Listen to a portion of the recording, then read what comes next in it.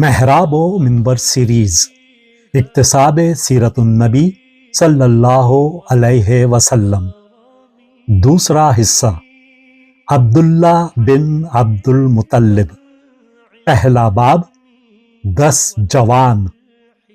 وہ صبح اٹھتے تو ایک دوسرے کے چہروں کو خوف زدہ نظروں سے دیکھنے لگتے۔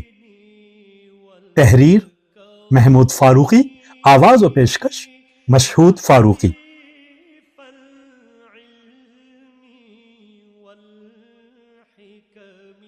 ابرہہ کی فوج تباہ ہو گئی۔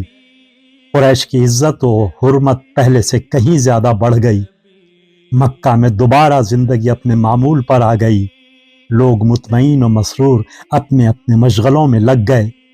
خدا واحد کی احسان مندی کا جذبہ بھی بڑھتے ہوئے تمول اقتدار کی گرما گرمی میں سرد پڑ گیا۔ پھر وہی قریش تھے اور وہی ان کے حبل و عزا، لات و منات۔ ان کی محفلیں ناؤ نوش کے ہنگاموں سے زندہ ہو گئیں اور ان کے میدان گیر و دار کے شور سے گونجنے لگے۔ مکہ کی وادیوں میں تجارتی قافلے رینگتے ہوئے دکھائی دینے لگے اور قریش بھول گئے کہ خدا ہی کی ذات مقتدر و محافظ ہے۔ یہ انہی دنوں کی ایک صبح تھی کہ مکہ والوں نے جو کعبہ کے قریب جمع تھے عبد المطلب کو دیکھا۔ راست قامت، سپید موئے، 70 سالہ بوڑھا سردار اپنے مخصوص وقار و سنجیدگی کے ساتھ چلا آ رہا ہے۔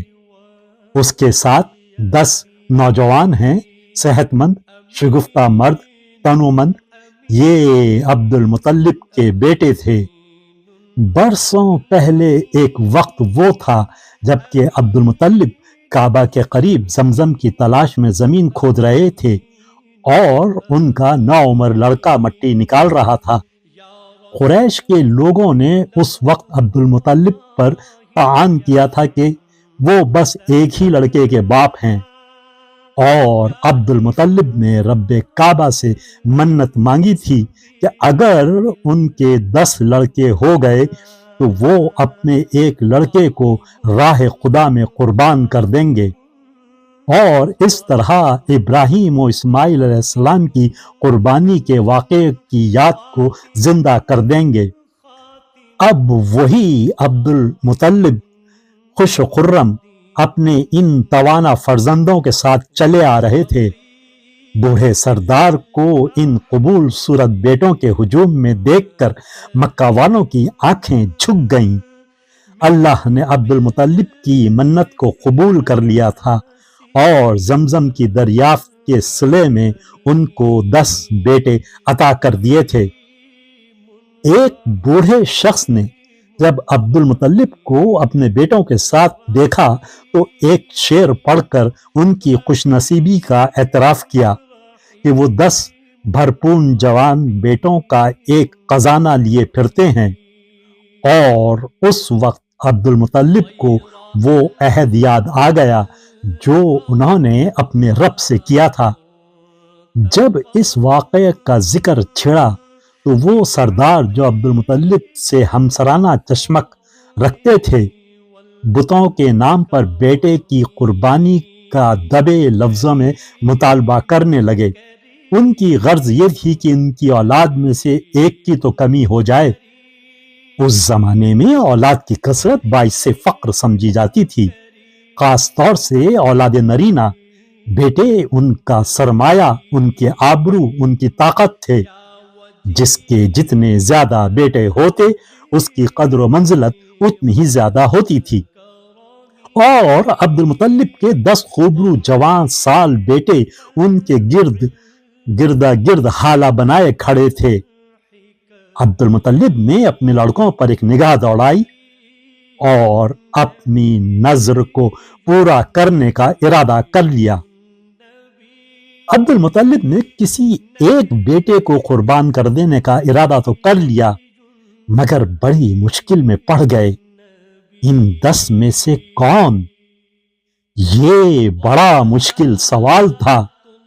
مکہ کا بوڑھا سردار راتوں کو چونک کر اٹھ جاتا، وہ دبے پاؤں اپنے بیٹوں کے سرہانے جا کر کھڑا ہو جاتا اور ہر ایک کی خواب آلودہ صورتوں کو تکتا رہتا اور اپنے آپ زیر لب بڑبڑاتا رہتا، کون ان میں سے کون؟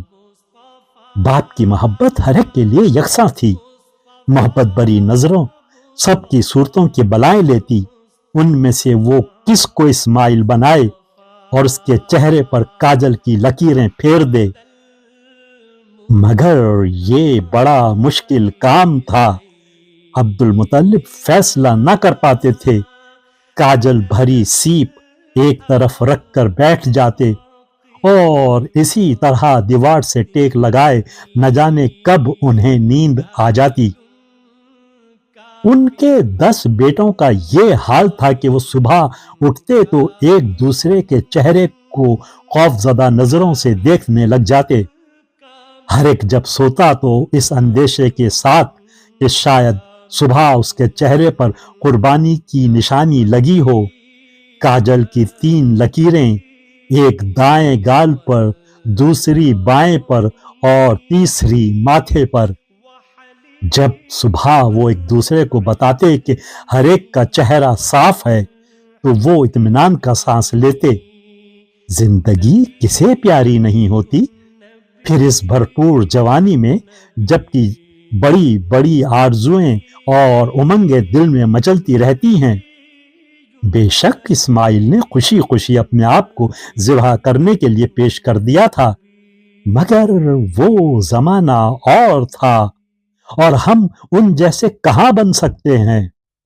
عبد المطلب کے بیٹے زبان سے تو کچھ نہیں کہتے تھے، مگر دل ہی دل میں اپنے باپ کی نظر کے لیے بھیٹ چڑھنے پر کسی طرح آمادہ نہیں تھے، مگر یہ یقینی بات تھی کہ ان کا باپ جس کے چہرے پر قربانی کا داغ لگا دیتا، اس کا قربان ہو جانا لازمی تھا، خواہ وہ اس کو پسند کرے یا نہ کرے۔ عبد المطلب کے بیٹے رات بھر اسی پریشانی میں سوتے اور صبح اٹھتے تو ڈرتے ڈرتے اٹھتے، مگر وہ ایک ان کا چھوٹا لڑکا 10واں اور آخری حسین و جمیل فرزند یا وجیہ الدین والکرم وحلیف العلم والحکم۔ کرن کرن اجالا